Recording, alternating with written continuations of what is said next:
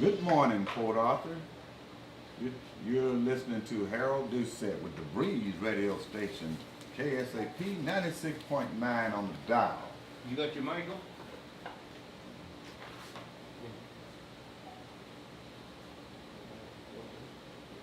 We're going to be talking about the news articles we've been having in the paper in reference to travel abuse, and also we're going to talk a little bit about what our charters and the documents say.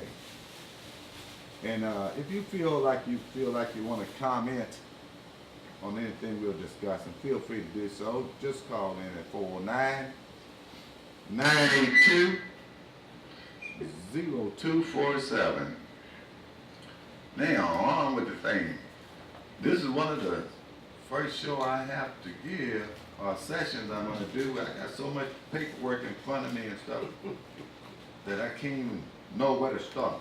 And as always, you know, everything I do, I always tell you where you can find the documentation and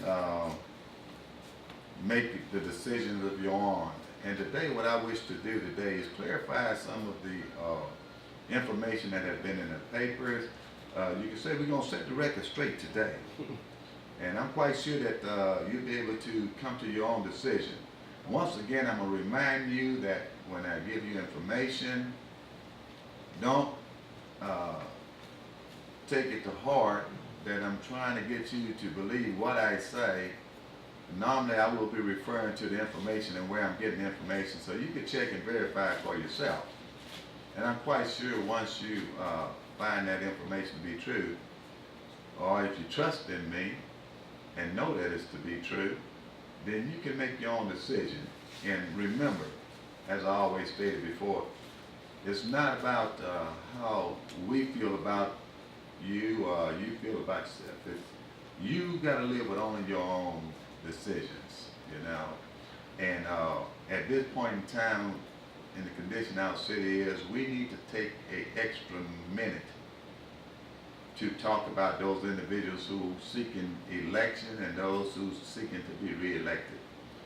First thing I'd like everybody to know is that the views and opinions expressed on this show are solely those of the studio guests, callers, and hosts, and does not necessarily reflect the views and opinion of this station or its management.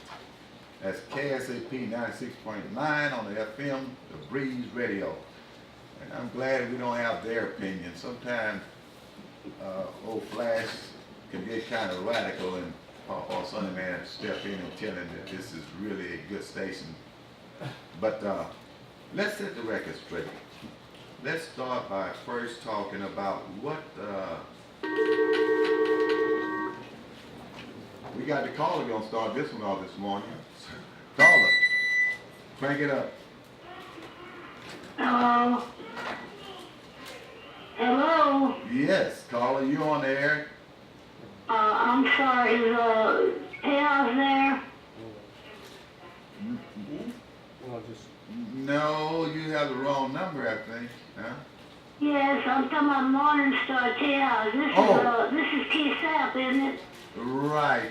No, he's not in right now. Because this is Mrs. Allen, and I know Mr. Allen is there, and I need to talk with, Okay, well. who am I speaking to?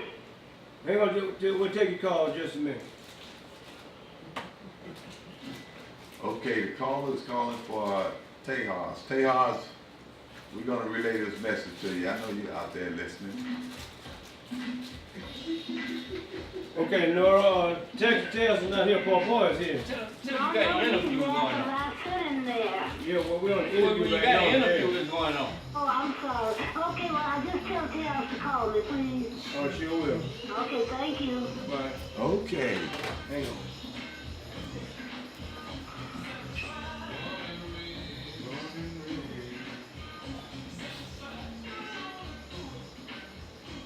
Okay, we're back.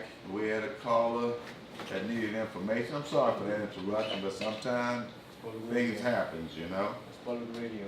It's all part of being in the business of radio station.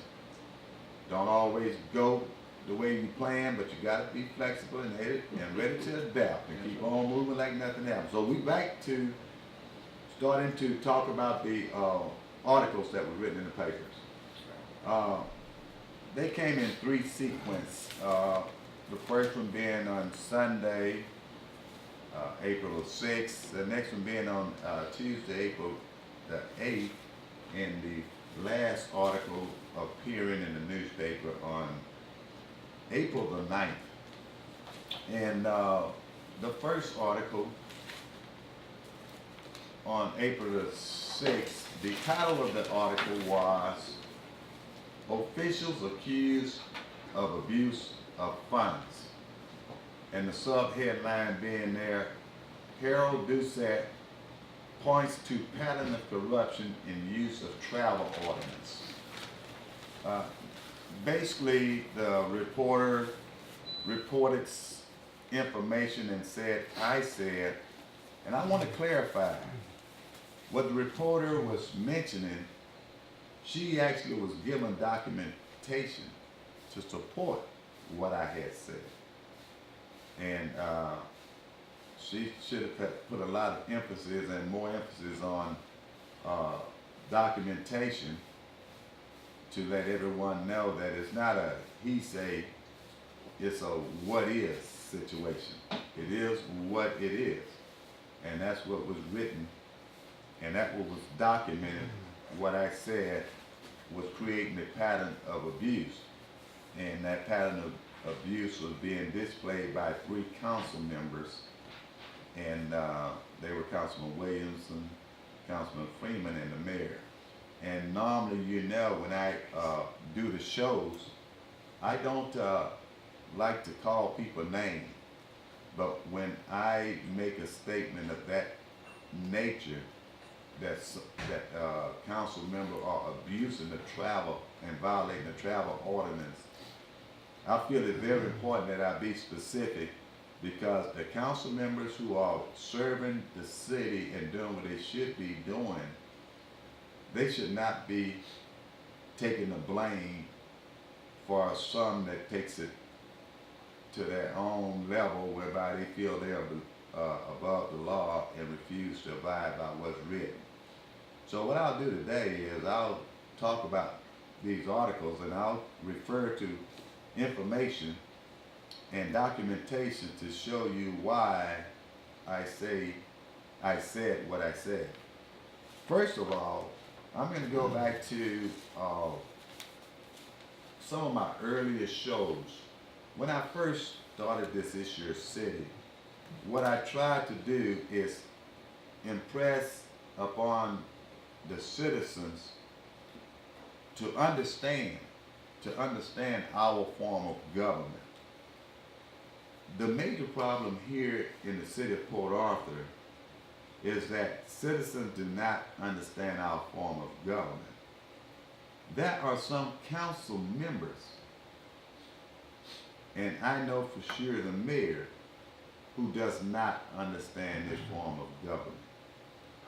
The government is set up in a manner in which the city should be operated.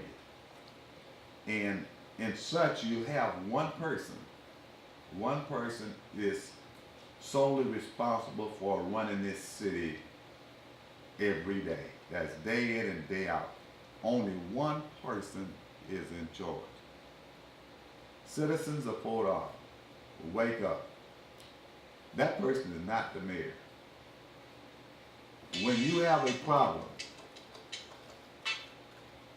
and you feel that you need to get it done and get it resolved, a lot of individuals, the first person they say, I'm going to call the mayor. Well, for some reason or another, our form of government is set up that the person you should call is the city manager. The city manager. Now, why should you call the city manager? Let's go back to our charter. Okay? And our charter, it states that the city manager is the person that runs our city on a day-to-day basis. Okay? If we go to our charter and you go to section 8. By the way, a lot of the information I'll be talking to, some of the information I'll be talking about, you can find on the portarthur.net website, our city web page. And if you go in there and you look up the city, under the city charter, just click on charter on the left column. If you go to section 8, it says interference in personnel matters. I will read this verbatim to you, and I hope we all understand what it means. Neither the council or any of its members shall instruct or request the city manager or any of his subordinates to appoint or to remove from office or employment of any person, except with respect to those offices which are to be filled by appointments by the council under the provision of this chapter. Basically what that says is, neither council nor any member, that's any member of council, the mayor is included in this. She is a member of council, shall interfere. It goes on to say, except. Now there's an exception. The exception is, for the purpose of inquiry and investigation, the council, either individually, that's any member, or the council as a body, shall deal with the administrative services of the city solely through the city manager, and shall not give orders to any of the managers or privately. Now, I'll read that one more time. Except for the purpose of inquiry and investigation, the council. Now, what that means, with the exception of for the purpose of inquiry or investigation, council as a full council has the authority to initiate investigations. Council has that authority. So, if they initiate an investigation, then quite naturally, the council has the authority to question and to also deal with employees. Also, inquiry. What inquiry means? If a citizen called me as a council member and says, "Hey, Councilman John Doe, I have a problem at my ditch, and it's been this way for 5 weeks, and they told me that they've been coming out here and they haven't shown up." Well, that councilman can go to the department head or whomever in charge of that department and question, why haven't it been fixed? What is the time frame in which it's going to be fixed? What is happening? That type of inquiry. Okay? And when it says either individual or collective shall deal with the administrative service of the city solely through the city manager and shall not give orders to any of the manager's subordinates, either publicly or privately. What that means is, we don't tell them as council people what to do. We can inquire and ask them, we can request of them, but no council member, collectively or individually, shall give orders to employees. The only ones council can deal with is those for those who are appointed by council, and that is your municipal judge, city secretary, and the city attorney, and your city manager. Those 4 people council can give orders to and talk with, because they are appointed. But as far as everybody else within the city, no council member shall give them orders. So basically, when you call the mayor's office because you have a problem, the person you should be calling is actually the city manager. Now, if our city is going to run and run properly, it must be ran in conjunction with this charter. Once the mayor starts telling people what to do, then your city manager is telling people what to do. Now you have two people giving orders to the employees. That can be very confusing because two people giving orders, but they have to be accountable to only one. And in order for things to run smoothly in any type of business, it's not government, it's anything. You can't be two bosses giving orders because it never does nothing but create confusion. So, in our form of government, which we have a council manager form of government, that individual who runs this city from day to day is the city manager. The only person shall give orders to employees should be the city manager. And when we operate that way, then our city is going to be ran in the way that the charter says it should be run. Now, speaking of the type of government we have, the Texas Municipal League, they sent out a handbook, and they update them every year. But they keep information, and they tell you about different forms of home rule government, such as mayor, council, and city manager plans and all. But there are certain things that they say in this handbook. It's to keep everybody in line with how a certain form of government in the state of Texas is to be ran. Now, when we listen to this, we have to understand the state allows municipality to decide what type of government they're going to have. However, if you choose one, then the state expects it to be ran in the manner in which they outline those forms of government.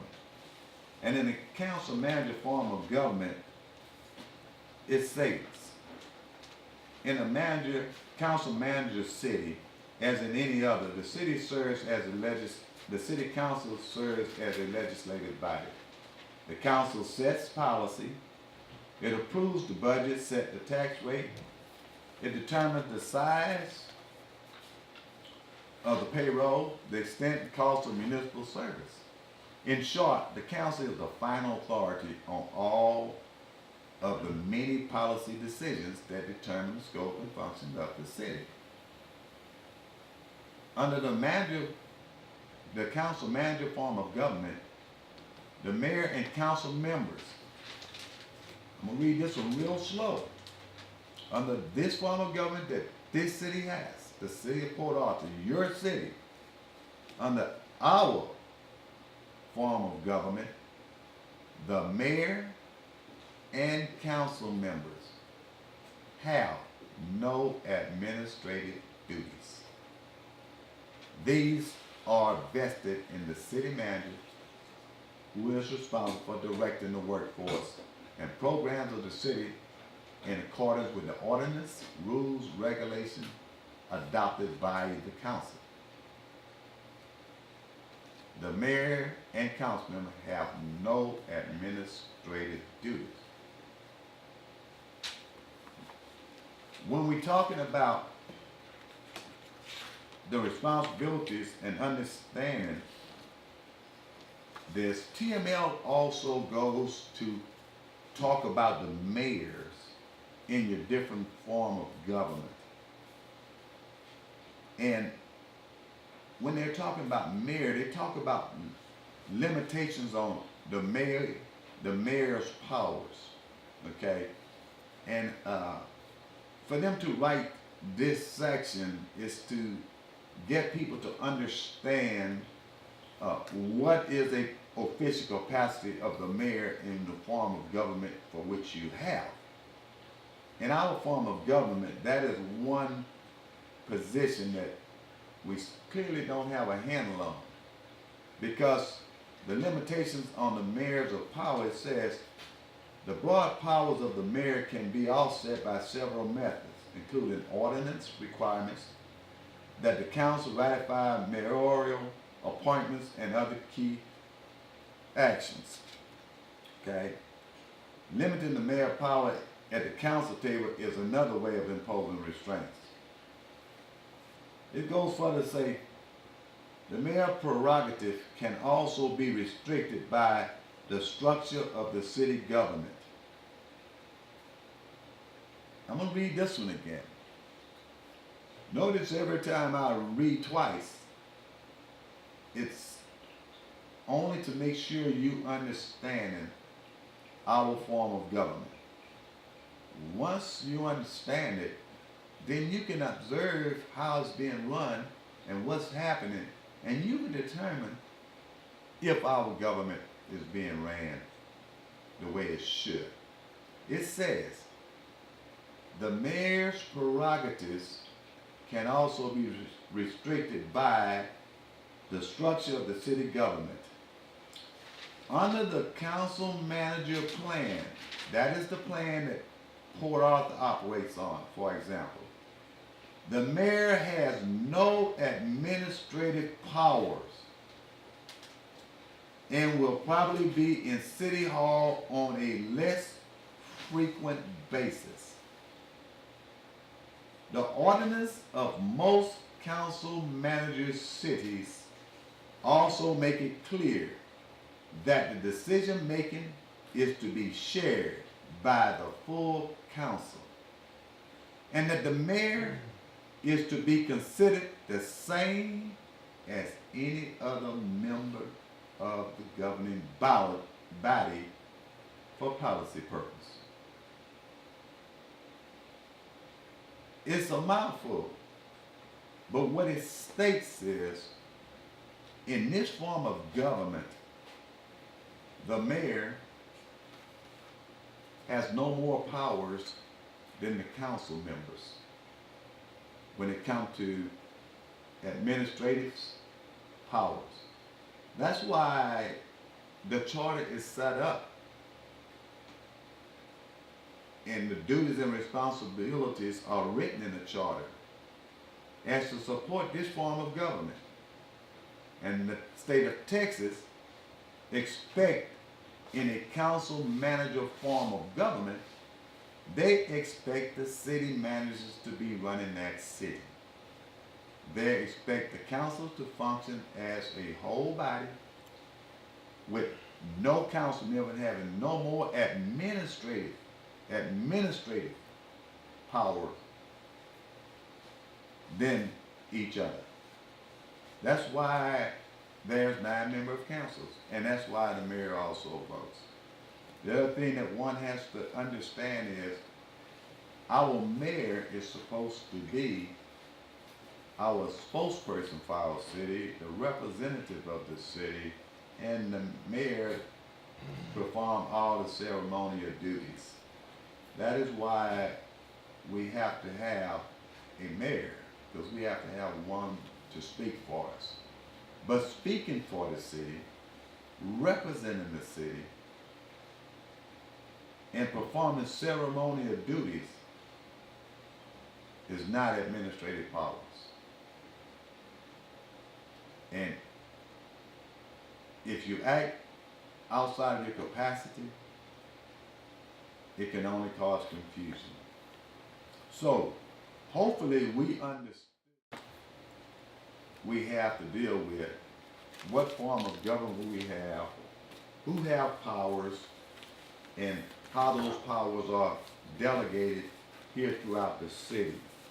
When we come back, we will move into the articles, and while discussing the articles, I will then refer back to these two references that I gave you in the beginning of the show, the one with the Texas Municipal League Handbook, and also our charter, and I will show you why those actions of council members violate the ordinance, and they're unethical, and they're definitely misappropriation of the taxpayers' dollar, and why it shows that it's a pattern. So, we'll be back in 2 minutes. Until then, you're listening to It's Your City, The Breeze, KSAP 96.9.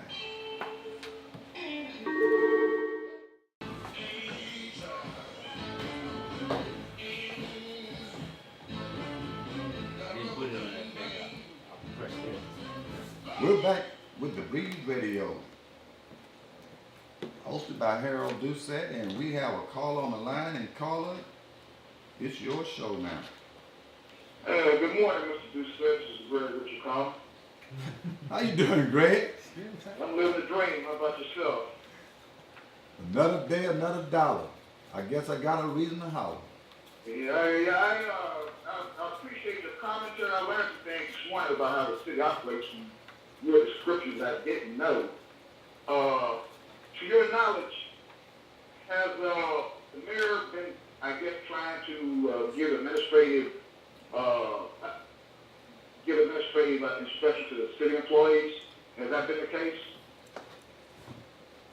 That is beyond a question of that's the case. It definitely is the case, and that's the reason I read the duties and responsibilities of the mayor in our form of government, because I didn't even know before I got on council. I thought the mayor run the city, and I thought if you had a problem and nobody took care of it, the person you call is the mayor. But that's why the mayor in our form of government is not a full-time strong mayor. That's why the mayor is not required to be in office every day. And that's why the city manager is the person that's in charge of running this city on a day-to-day basis, because he is required to be there, and he's the only one that can give orders to the employees. Well, here's the magic question. In the future, if the mayor does give orders to a city employee, what should that city employee do?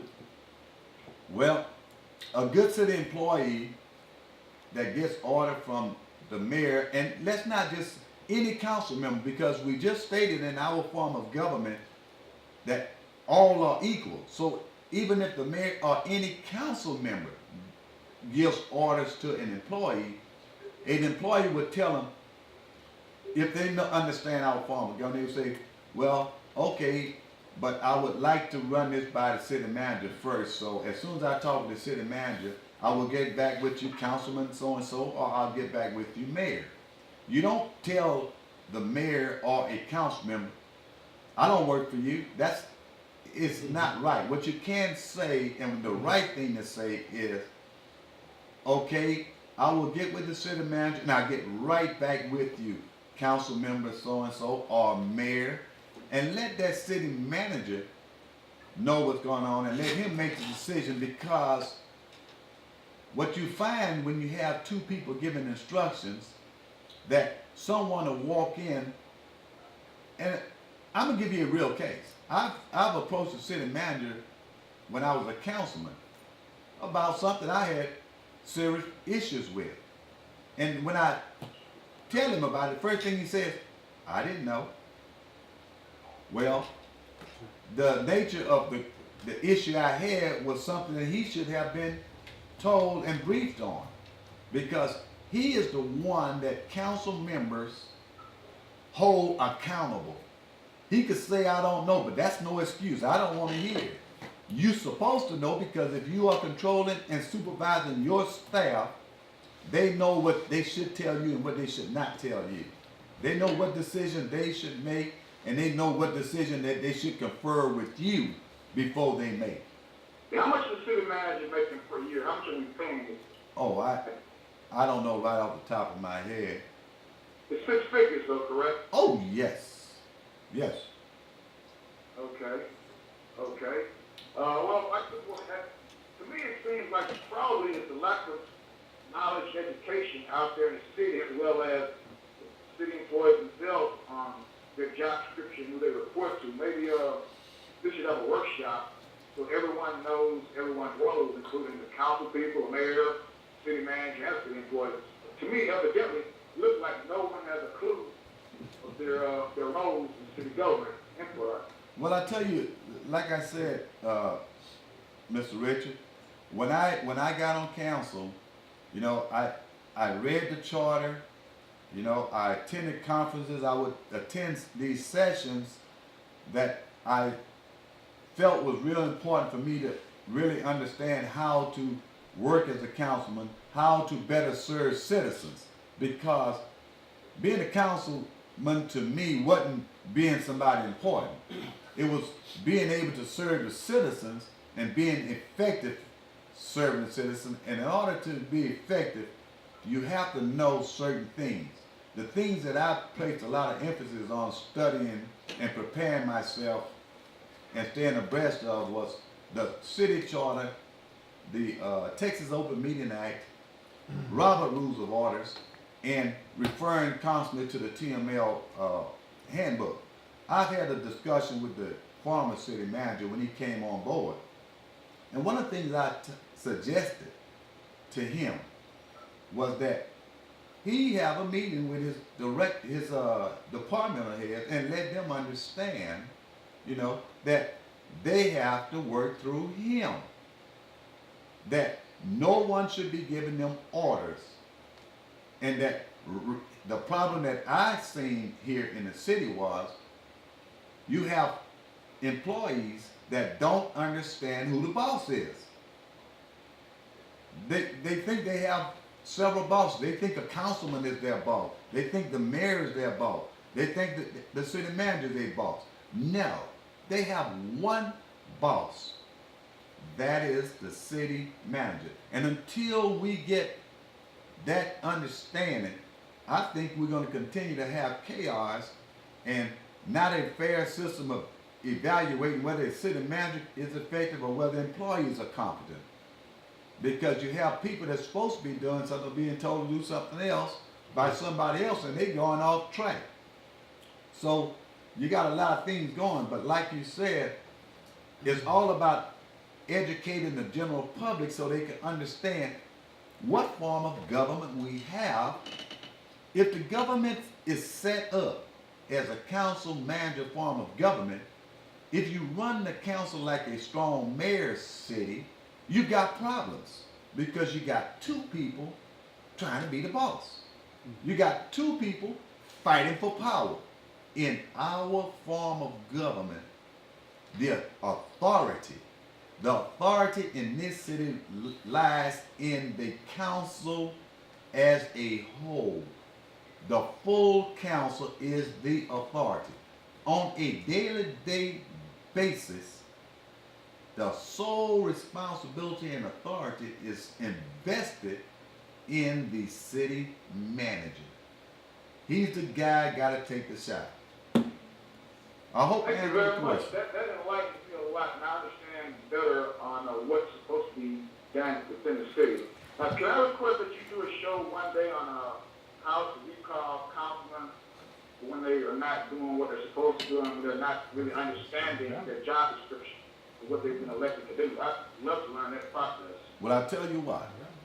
I'll make sure that I cover that within the near future because it'll probably be the appropriate time. We're talking about election, how to put them in, and we might as well discuss how to take them out.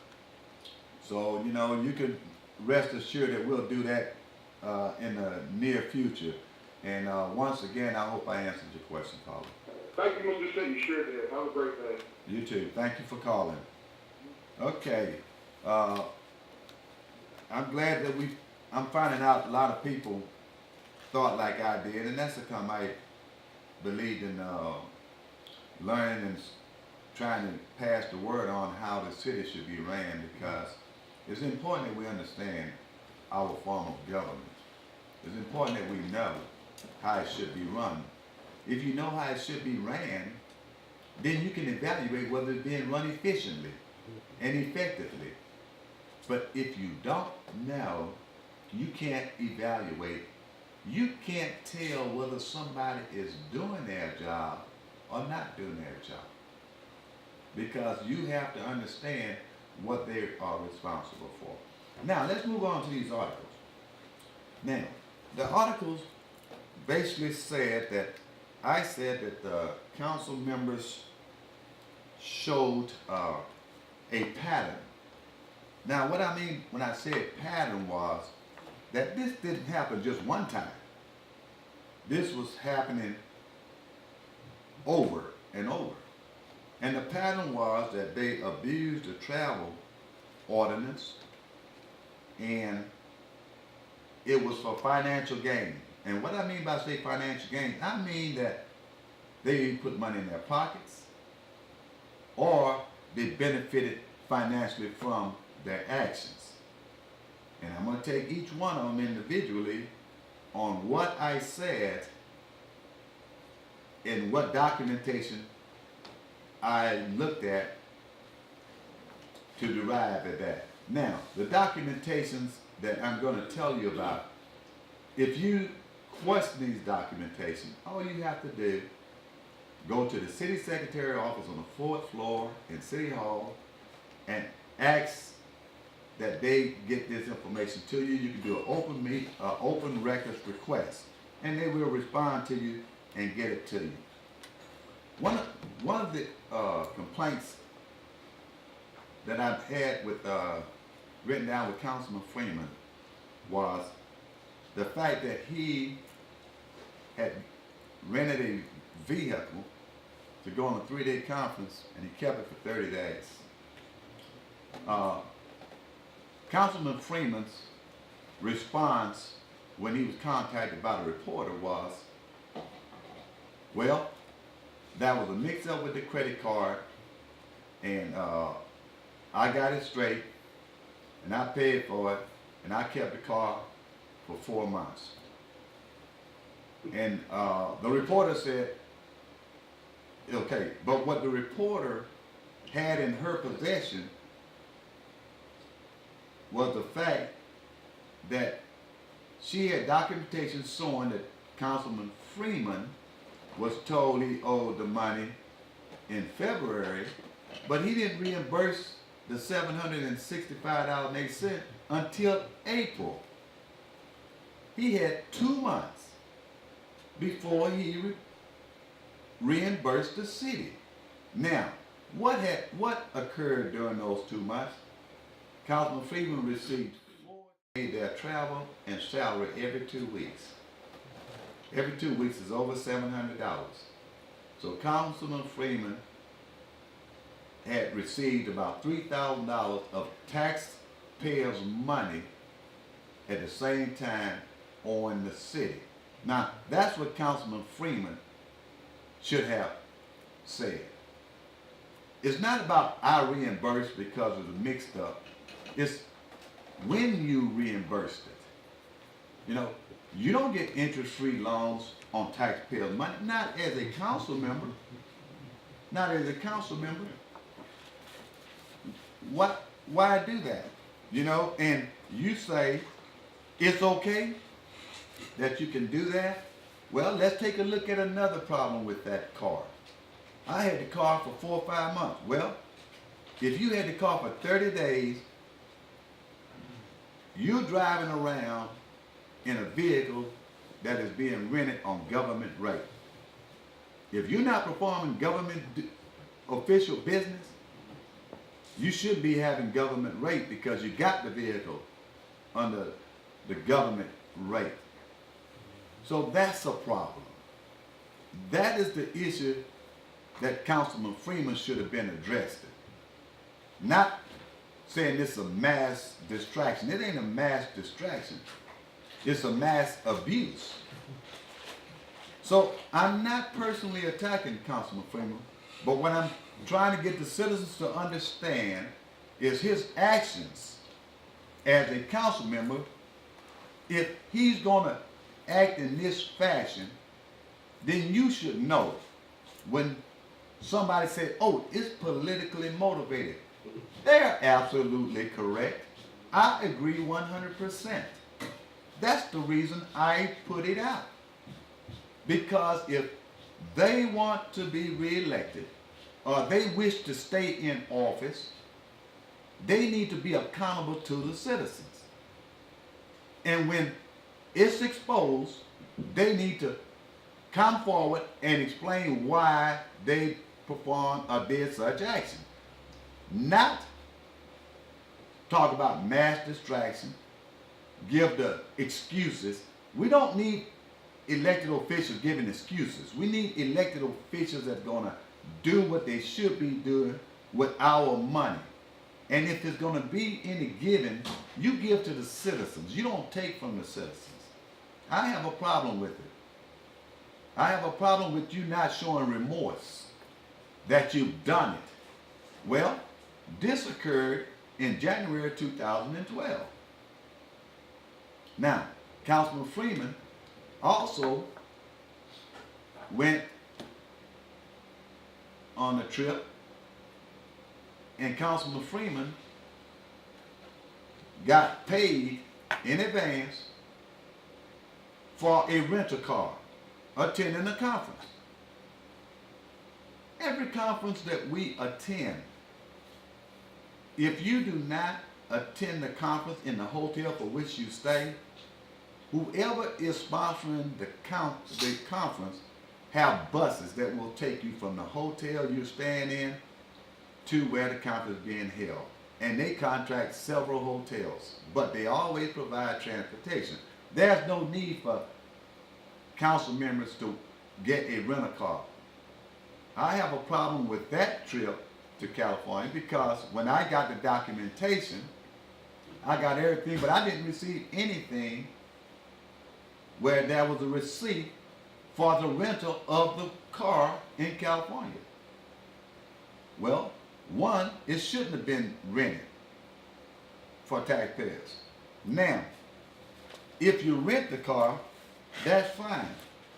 But if you go to the travel ordinance 78-269, and all you have to do is go to the internet, hit agendas, then you'll see where it says ordinance and resolutions, agendas and all. Hit ordinance. Type in 78-269, and you could read this whole ordinance. And what this ordinance says, it says here, when auto expenses are not claimed on the expense account, the use of the out-of-town transportation will be an eligible expense. The business necessity for any charge for any taxi, bus, car rental, or other transportation while out of town must be explained in writing and attached to the expense account form, and receipt for each charge must be submitted with the expense report. I received the documentation. I didn't see any receipt for a rental car. And above all, I didn't see any letters stating why Councilman Freeman needed a rental car. And if he needed one, I don't know why the city didn't arrange to have it reserved when he got there like we do in all cases. He's got money in advance. Questions about it. Now, they always talking about, well, this happened here, this happened there. Well, Councilman Freeman went to New Orleans. Councilman Freeman says, I had to get back early, so I needed to drive my own transportation. Well, when we left New Orleans, we left Councilman Freeman still standing up talking. So he didn't leave any earlier than anybody in the van.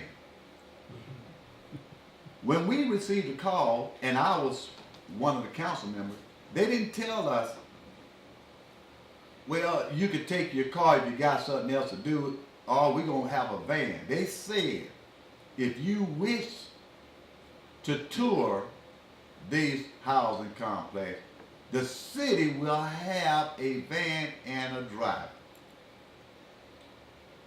So it costs the taxpayer $285 for each one of us that went. That's our $150 per diem and for our hotel overnight. Well, it costs the taxpayers $500 and some dollars for Councilman Freeman and $600 and some dollars for Councilman Williamson. Now, that means that Councilman Freeman put a check in his pocket from the city for $297, and Councilman Williamson put $300 and some dollar check in his pocket. Now, if they really cared about the citizens and the taxpayers' dollars, I could see if they came back and said, well, I had to use my own vehicle, so just pay me for my gas. But instead, they wanted mileage. They wanted mileage because that's the way it is. Now, Councilman Freeman, once again, this January 2014, Councilman Freeman elects to go to a conference, a training in Austin. It's supposed to be the 26th and 27th of January 2014. Councilman Freeman gets his $150 per diem, his food, and if he was leaving Monday, he picked it up on a Friday. Well, he decided, I guess, over the weekend, he wasn't going for some reason. Maybe an emergency came up and things happened. But now, come Monday, Councilman Freeman didn't turn that $150 back in. In fact, the receipt says Councilman Freeman turned it in 3 weeks later. 3 weeks later. Now, how do you have $150 in your hand to go on a trip? Now, you're not going on a trip. You're not going to go turn the money back in. You're going to go spend the money and then you're going to pay it back 3 weeks later. Now, listen to the catch. He returns it, pays it back 3 weeks later, but councilmen get paid every 2 weeks. So that means he had received the check. Now, if that's not a violation of the ordinance, if that's not misappropriation of taxpayers' dollars, and if that is not a pattern, then this paperwork I'm looking at doesn't exist. This is not my opinion. This is nothing personal against Councilman Freeman. But Councilman Freeman needs to say, yes, I did that. No, this is not no mass distraction. Don't say no one is attacking you. We don't want anybody to feel no one should be attacked. This is not about mudslinging. This is not mudslinging, this is facts. This is in black and white.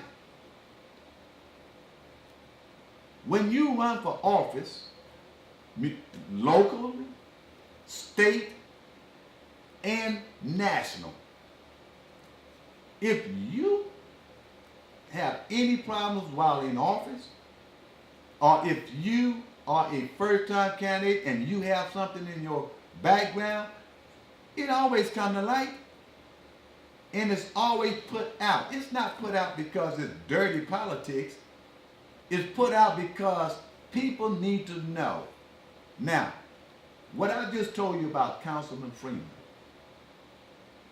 has nothing to do with you electing Councilman Freeman. And I want it to be understood. I am not saying this to tell voters not to vote for Councilman Freeman. I feel Councilman Freeman has the right to defend himself and to serve. And I believe it's every citizen's right to elect Councilman Freeman.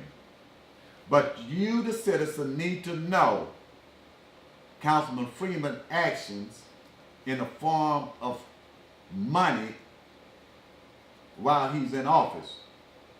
Because if he's taking those how can he manage your money when he's interested in taking the money?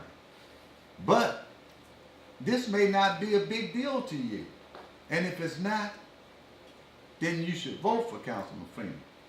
But what this program today is about is to set the record straight, to let everybody know this is not attacking, this is not slinging mud, this is, and you should know.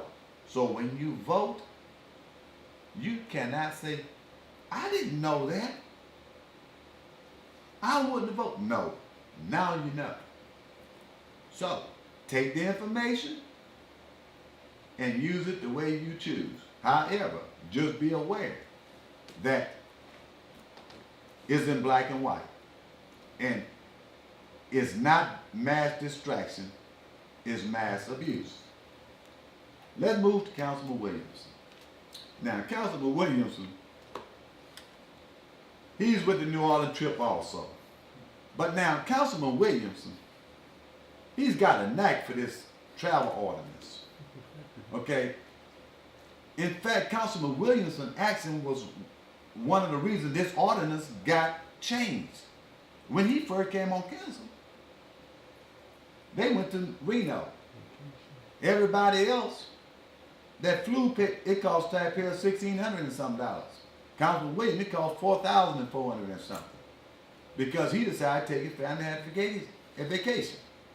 But you know, look, the ordinance, this law allows you to take your spouse. So don't think when Councilman Williamson takes his family somewhere that it's against the law or he's violating any ordinance. He's 100% entitled to that. But here's where the problem comes in, okay? When you're supposed to fly and you elect to drive because you're going to take your family, don't tell people that I want to see cities.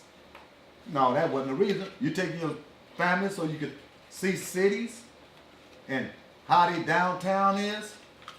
Come on. Once again, I keep saying it, we need to start showing remorse and we need to be honest with it, okay? And in this case, the ordinance states that an individual the wife can accompany council members on the various trips. So Councilman Williams not doing nothing wrong. But I'm gonna read what this law says. And I just said law, I should have been saying it all the time, because when I say ordinance, it is a law. It's a city law. You hear people say resolutions on council or ordinance on council. You want to know the difference between a resolution and an ordinance? A resolution is not punishable. Violation of an ordinance is punishable. That's why it's a law. It says here, under the same travel ordinance I told you to go look at on the internet, on the webpage, 78-269, it states, spouse attendance. Spouse travel at their own expense. Spouse travel at their own expense. Meaning, if you're going to travel, you got to pay. Okay? The difference between single and double rate is reimbursable to the city. Now, what that means is, if we take the spouse to the conference, then that's fine. But when you get back, you have to pay the difference between what the people were charged for single occupancy as you're having two people in a room. So that's why when you look at most of the expense report, you'll find Councilman Williams's is always a little higher. Not because he's driving. That's automatically, you know, when you drive, yours going to be higher. And I know that because I would drive. You know, we carpool. We try to save money. When I was on council, Councilman Scott, Councilman Lewis, we all carpool. Councilman Williams also carpools too. So, you know, don't think that he just go. People ride with him. So I must give him the credit that he allows people to ride with him. But the fact is, when he gets back, he knows that there's a double occupancy. He should be reimbursing the city. And there's always reimburse. No, it ain't no about reimburse. This law says you have to reimburse the difference. Now, let's go a step further when we're talking about this. It says here, and I'm going to read this one real slow because I'm going to be talking about this one when I talk about the last piece of information here with the mayor's travel.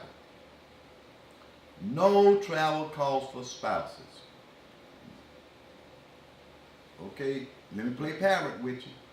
No travel costs for spouses, whether for transportation, lodging, meals, or costs of attendance to the event are reimbursable by or chargeable to the city. Let me play parrot. No travel costs for spouses, whether for transportation, keep that in mind. Lodging, double occupancy, keep it in mind. Meals or costs of attendance to the events are reimbursable by or chargeable to the city. Now that law I just read you, which you can find on the internet, states you do not charge it to the city. It didn't say you could charge it and reimburse the city. It says you cannot charge it. Now, if we are the leaders, we are the officials, elected officials, we are the departmental head, we are the top officials in the city, this law is not for just the employees at the bottom, it's for all of us. And the ones that should be enforcing it and abiding by is the top of the ladder. But trust me, none of this is being done by employees.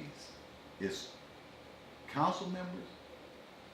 And in one case, I'll mention today, it's going to be a departmental head who is seeking a spot on council. So, with Councilman Williamson, what I said was, he travels, he takes advantage of the travel. In the New Orleans case, he put money in his pocket. And if Councilman Freeman and Councilman Williamson would have taken the money just for the gas, I probably would have been able to say, well, they didn't just take the citizen money. But the way it turned out, it'd be hard convincing me that you didn't do it to get the money when I look at your track record whenever you're traveling and how you deal with citizens' money. Moving on to the next allegation. And they say allegation, but I don't call them allegation. I call them facts because I got documentation showing it. It's the one that I said the mayor charged Mr. Mason, Mike Mason, who's running for councilman, charged his wife airline ticket to travel with him to Washington to the taxpayers. Now, I just read you that ordinance. Now, the mayor does not make that decision. No one in this city, the city manager, the full council, nobody can tell somebody, okay, I'm going to put it on this charge card and you give it to me when you get back. This law says you don't put it on that charge card. This law says you don't charge it to the city. The city is not no lending institute for individuals to get money when they want at their convenience or to do things for their convenience. It's set up for us to run this government right, to manage our dollars. And if you do it with this, trust me, if they do an investigation of the travel or the finance, you'll find out maybe you're spending money this way in other ways. But it's something to consider. But right now, we're not going to talk about the ifs and the work. We're going to talk about the facts. The fact is that we're charged. Now, Mr. Mason reply was, he talked with the old city manager, Mr. Fitzgibbon. And Mr. Fitzgibbon said it was okay. You know, he turned around and said, if I knew of another way, I probably would have done it. Well, I tell you what, as a director of housing, if Mr. Mason, one of his employees in that department, would have been going to training and would have walked up to him and said, hey, I need to take my wife with me. How about putting up credit card on? I bet he wouldn't have did it. He wouldn't have did it. But he's trying to tell me the city manager said it's okay. Well, I tell you what, citizens of Port Arthur, what do you expect of your elected officials? What do you expect from your city employees? If there should be one set of rules, like this law says, or is it just for the higher up? It doesn't pertain to the higher up, but it pertains to the lower ups. No, it didn't say if you were a director, head of the director in a department, or it didn't say if you were the city manager. The city manager did not have the authority to say it's okay. It ain't his money, and he didn't have the authority. This law said you can't do it. If the law says you can't do it, council cannot give you permission to do it. Council has got to first go back and change the ordinance. Because once it's passed, it's law.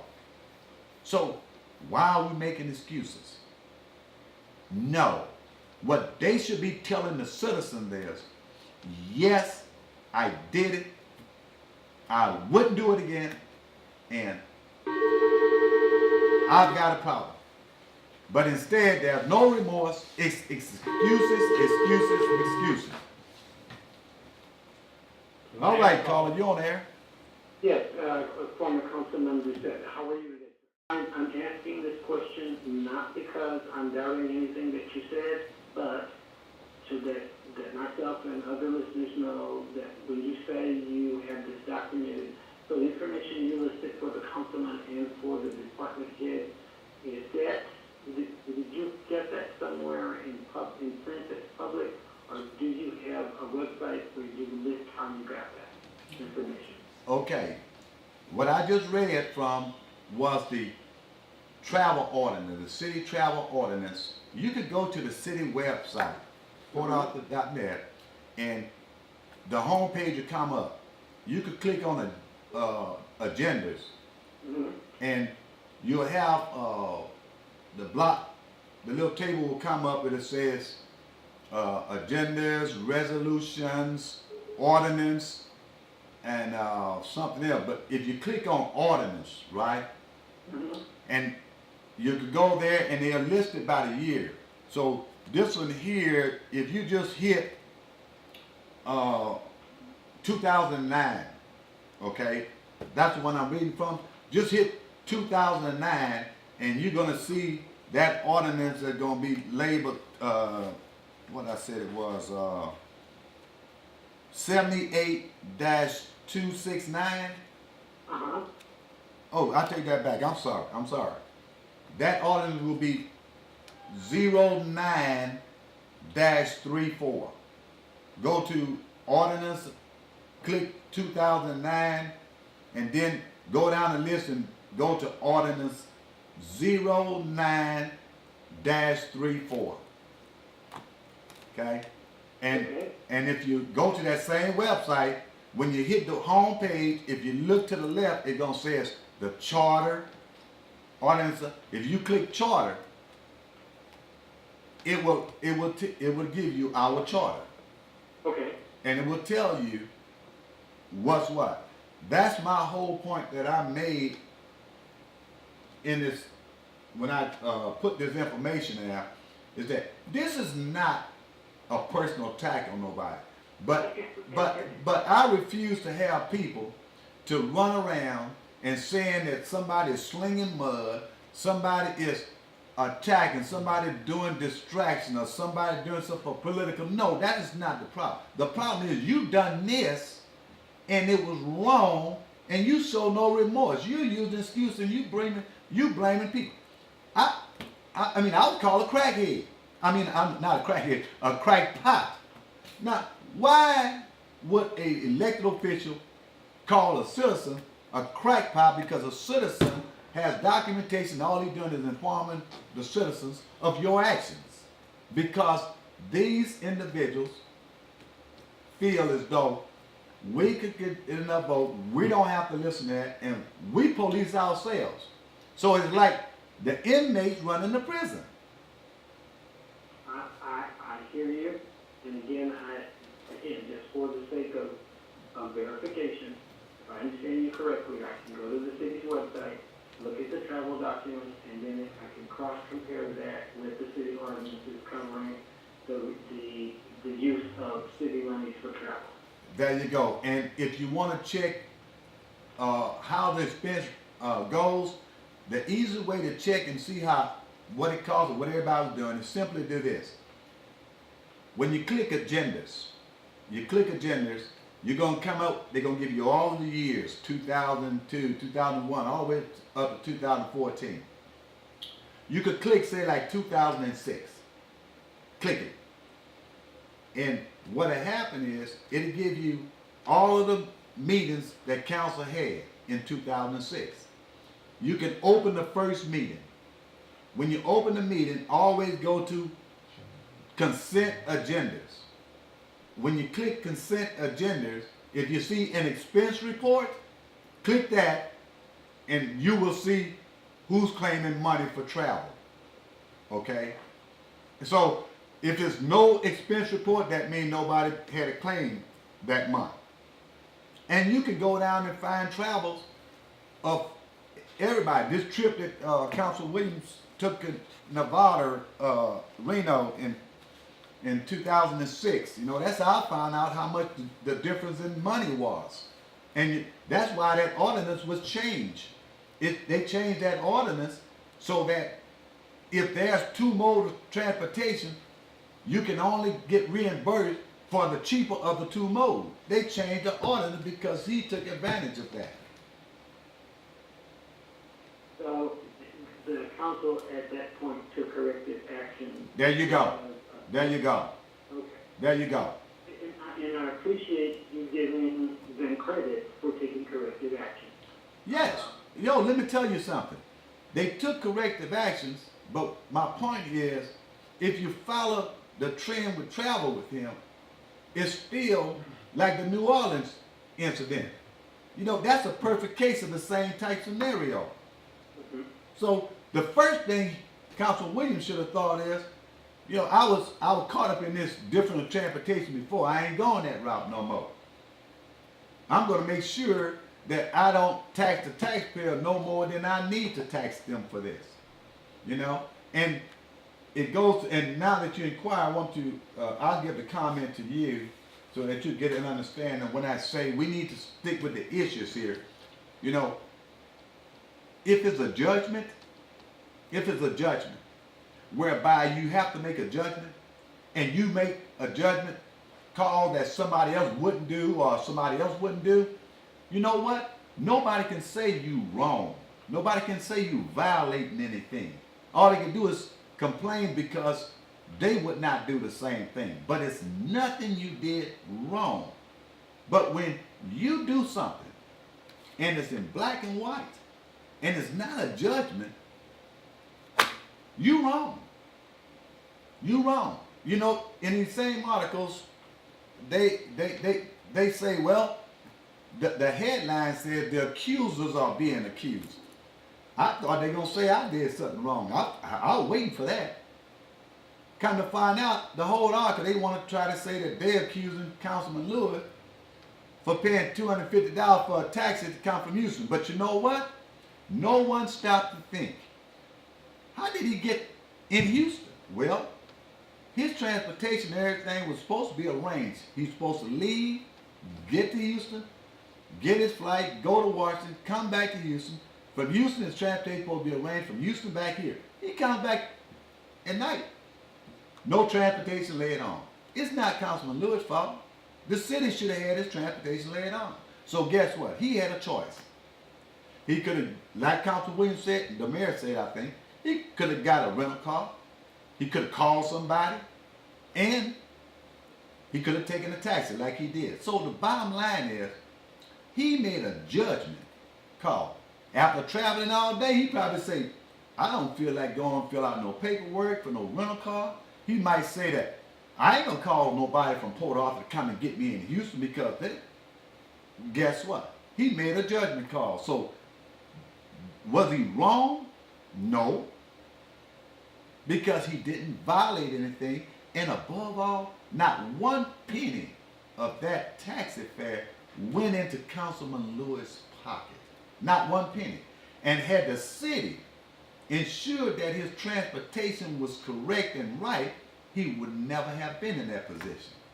So to attack Councilman Lewis like they did is absurd. That's why it angers me for them to not show remorse in their actions, where they start trying to drag somebody in and kind of deflect what their actions are and what's being questioned. They're the one that shows a pattern. This is not no one or two times. Everybody makes a mistake. Nobody should ever be blamed for making an honest mistake. But each one of these individuals have been caught with their hand in the cookie jar more than once. Now how you tell me you count the cookies, ain't but one cookie in the jar and the jar is clear? Well, former Councilman Doucet, I thank you for giving us information about the tools to be able to verify and to check this.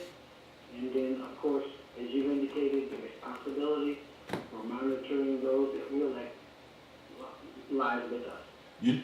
Thank you for your call, and I want to thank you for your comment, and I want everybody listening to understand his comments is exactly the reason why I do this, the reason why I'm giving this session, the reason why I put this information out. It's not to attack these people, but you as citizens, y'all need to know. You need to know, because there are some people who put integrity, honesty high on their list. And that is important. So once again, thank you, caller. So now we talked about Councilman Williamson, and we talked about the charge with Mike Mason. Now we get to the crust of it. Okay, I read to you what the Texas Municipal League had written and put out so that cities can understand what the state of Texas expects from the different forms of government. Also, to the point that I even explained to you that the mayor in our form of government has no more administrative powers than other council members.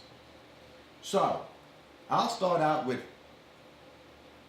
I say she abused the system and shows misappropriation for a simple reason.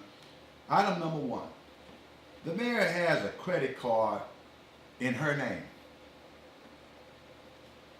If the mayor has a credit card in her name, why don't the other 8 council members have a credit card in their name? If they don't need one, the mayor sure doesn't need none. All our reservations and stuff are made by the staff. The staff take care of this. There's no need for the mayor to have her name on the credit card. Now, I don't know how was it authorized. I don't know how it came in existence, but I think it's one of these things where, once again, the city manager fails to control the staff. In order to issue that credit card, it should have been a justification. And in the mayor's case, since the mayor being part of council, the mayor should at least brought it before council and justified why she needed a credit card in her name. Well, it's in her name, and that's what's creating the biggest problem. The mayor and Councilman Williams, they made several remarks. So let's set the record straight. That's what this show is about today. One of the remarks was, what he's doing is political. Well,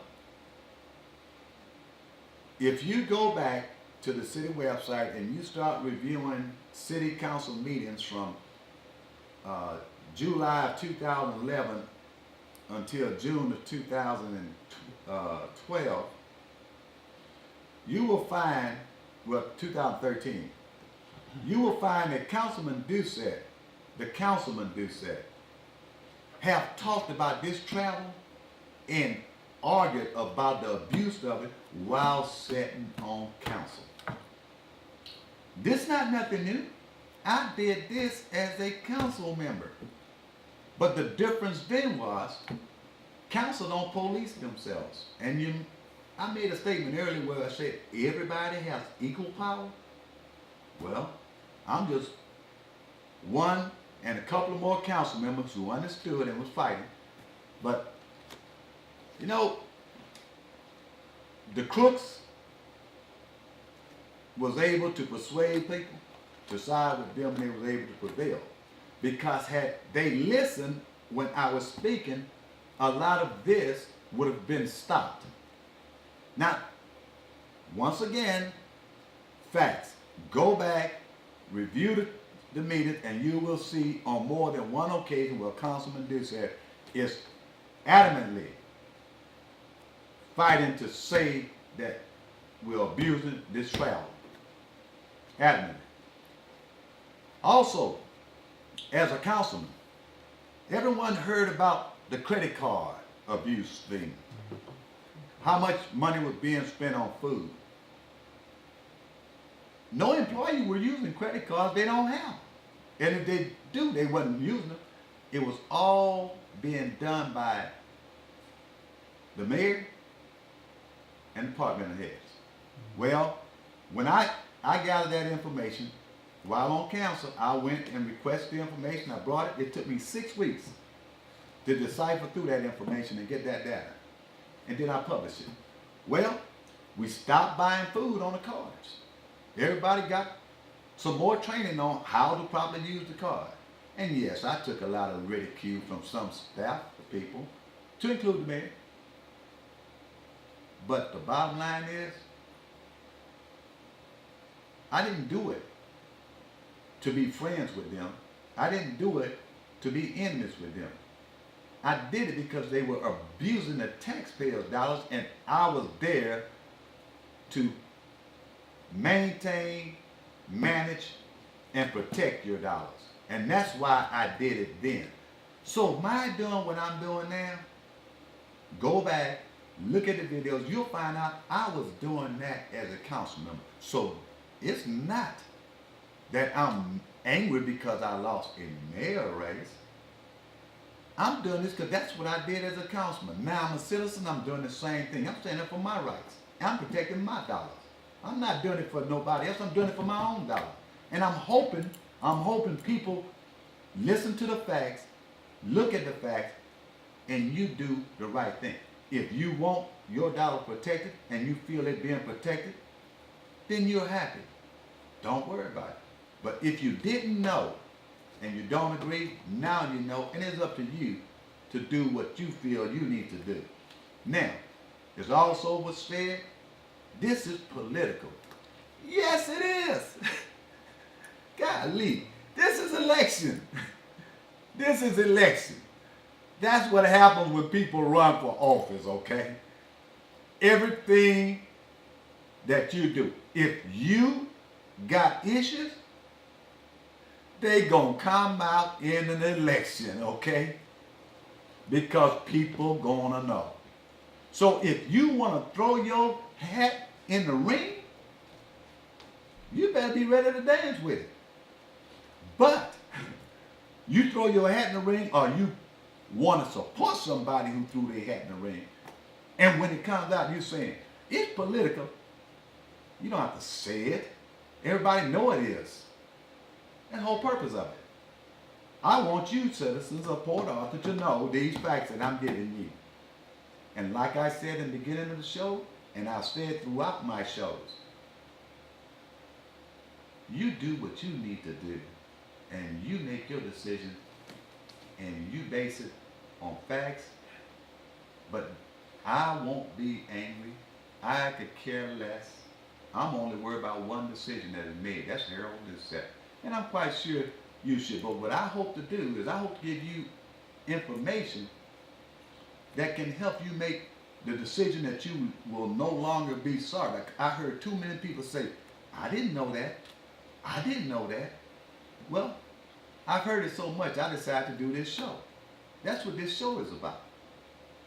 So, let's go on with the mayor. So she had the credit card, and we established that needs to be questioned. Why? Because a lot of these travelers, Councilman Williamson's wife traveled to Washington with the mayor, was charged on the credit card with her name. Mike Mason's wife was charged on that credit card. So the mayor evidently thinks because I'm the mayor, I can put it on there and nobody gonna question it. If you go back to the June 25th, 2013 meeting, and you go through that whole video meeting, you'll find and you'll hear when they're discussing, I think they were having a heated debate about the travel. The mayor explicitly said, I do what I want to do. Well, if you look at some of the documentation, you get the impression she thinks she does. So let's go first of all to one of the big topics that has caused a lot of debate on council in reference to the mayor and her travel, is this money she claims every time she goes to Beaumont. What the citizens of Port Arthur need to know about that is the mayor started claiming that expense going to Beaumont in 2006 as a council person. 2006. If you go through the expense reports like I explained to the gentleman who called in earlier, you could go back to 2006, start that year, and go open up every agenda of the meetings and go to consent and then hit expense report if there's an expense report. But it started in 2006. You find that the only... Give me an ID. Okay. You find out that the only individual on council that ever claims travel to Beaumont was Councilwoman Prince and now Mayor Prince. Do the citizens of Port Arthur find that odd? And you're listening to The Breeze, KSAP 96.9 on the FM. We're talking about the travel, violation of the travel ordinance, and abuse by a certain council member and the mayor. And we're discussing some of the facts. If you wish to call in 982-0247. We're talking about the mayor travel right now and the use of the POV. Now, we also talked about this charter, and we talked about the travel ordinance. Their law, that's the law. Now, the travel ordinance, they got various copies of the city charter. This copy here that I'm looking at is dated July the 8th, 2011. And it gives you the salaries and the auto allowance for council members. Now, just beneath that, it has a caption, and it reads, "The car allowance shall be for in-city travel and for up to 50 miles outside the city. The effective date of this ordinance shall be 1 October 2007. Not worrying about nothing else. Just with this. Okay? This particular statement and this particular time said effective 1 October 2007. The mayor was the mayor at that time for this ordinance. When it became effective, 1 October 2007, Mayor Prince was the mayor. So she had to sign this particular ordinance saying up to 50 miles outside the city. That means that unless you're traveling more than 50 miles outside the city limit, you cannot claim travel expense. You have to travel farther than 50 miles. Well, the mayor signed it, but yet no, the mayor still collects the money. And she continued to collect the money. And we've had discussion when it was brought to her attention she was entitled to it, and she continued to collect the money. And when it got to the point whereby there were going to be actions taken, Councilman Williams decided to get an amendment to this. We're going to increase the miles to 100. We're going to make it 100. That way the mayor can get paid. They're going to reduce it. Reduce it. They're going to reduce it to 30 miles round trip. And that way the mayor get paid to go to Beaumont. With all of the money that our council people receive for car allowance, no one should be nickel and diming the citizens to go to Beaumont. But once again, this is not going to be nobody's opinion. I just read the ordinance that says you have to travel outside 50 miles in order to claim it. Well, I got a list here. And if you go to the website and did what I instructed you to do, you can get the same list I'm finna tell you. In 2007, in November, now the mayor started in 2006, you'll see a list of them, but November 2007, she charged the citizen $146.11. 2008, 9 cents. 2009, $743.25. 2010, $592. 2011, $325.55. Now, all of these occurring prior to them changing it to the 30 miles where she could get it. And who were the ones arguing adamantly about lowering it to 30? Councilman Williamson and Councilman Freeman.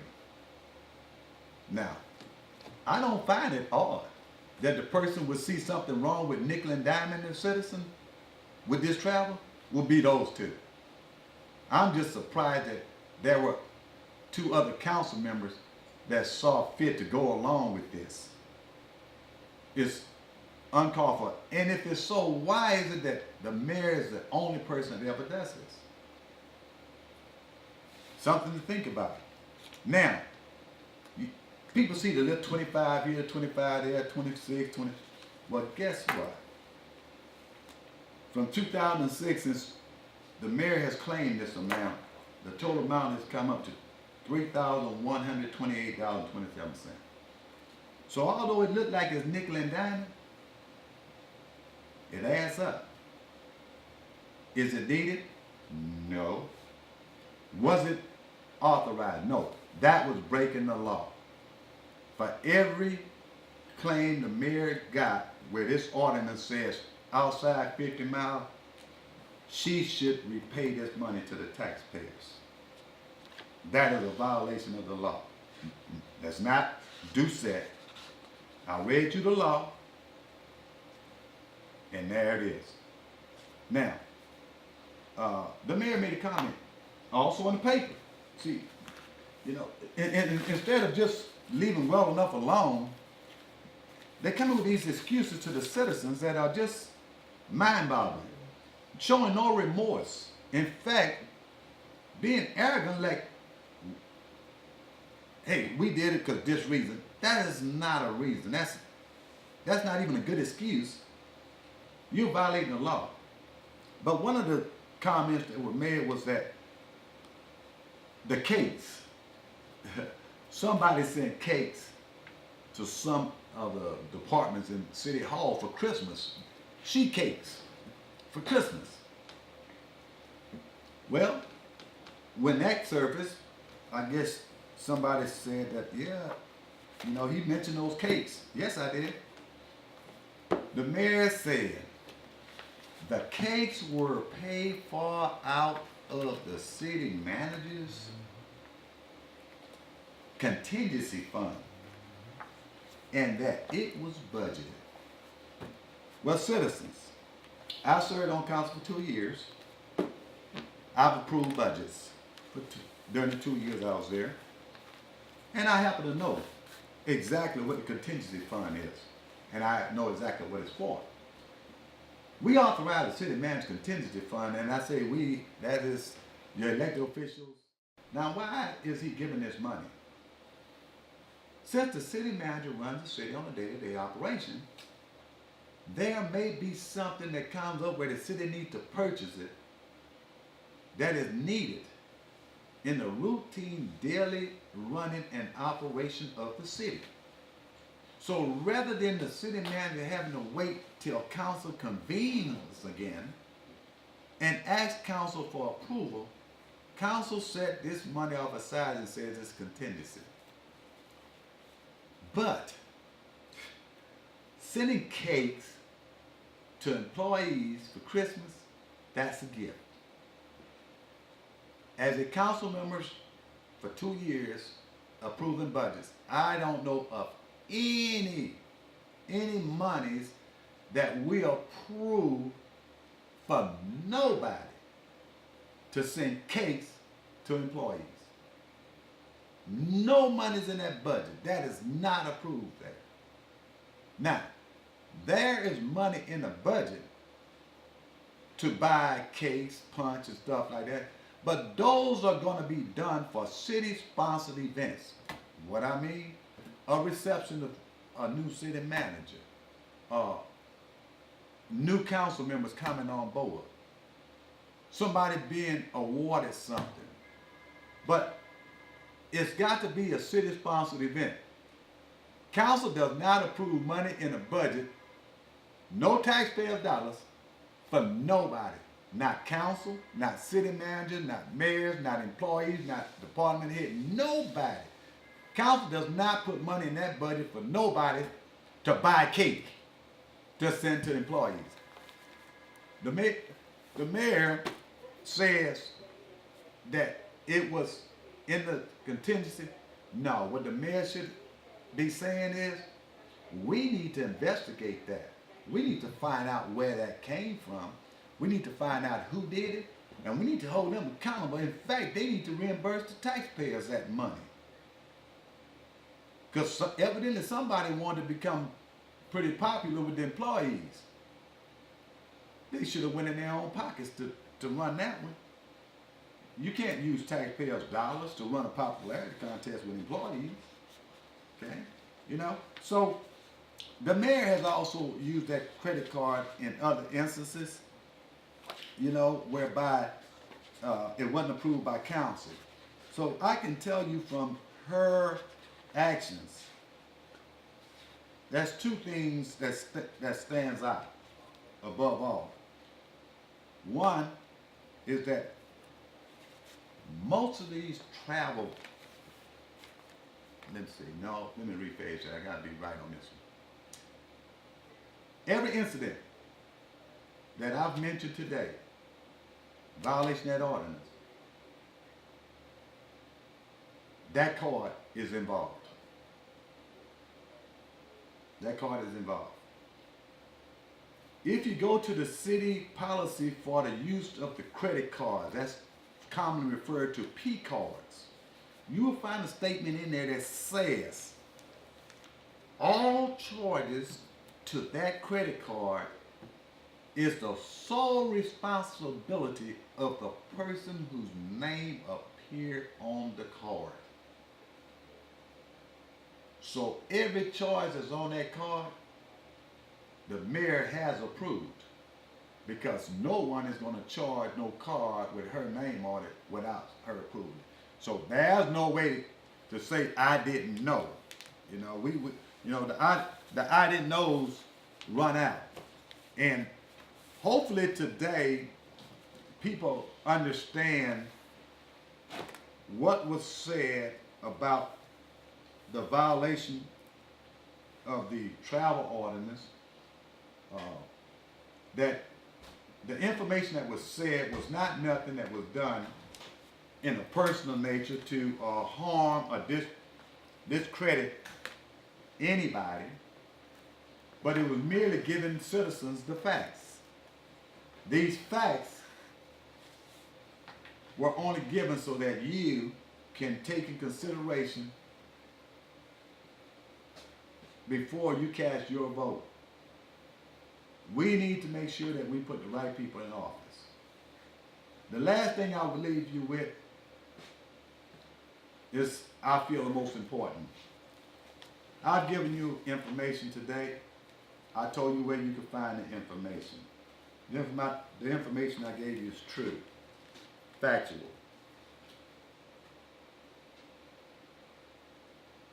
You need to make your decision. Although these individuals have violated the law, have misappropriated money, shows a pattern, I don't believe that constitutes everything they've done in office. However, I think it's something that you should consider. Because when you're dealing with the citizens' best interests, when you're dealing with citizens' dollars, tax dollars, you have a certain individual or character that you expect to do that. And not everybody feels that way.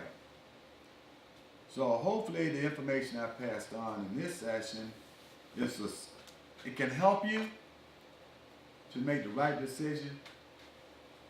And the only thing that I ask of you, just go out and vote. And vote your conscience, and vote for whom you wish to vote for. And with that, it's been a pleasure. It's your city. And I'll see you next Monday. Papa Sonny Man, what do you think about it? All right, you'll be listening to the Breeze Radio.